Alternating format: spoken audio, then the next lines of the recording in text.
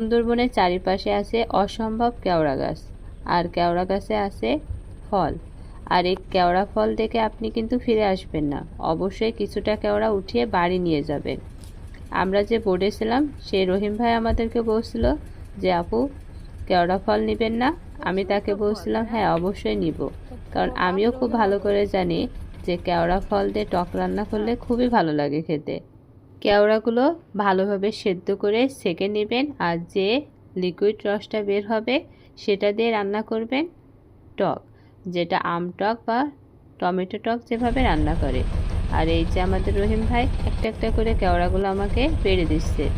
এখানে অনেক কেওড়া ছিল, আবার ভয় লাগছিল যে কখন আবার বাঘ চলে আসে।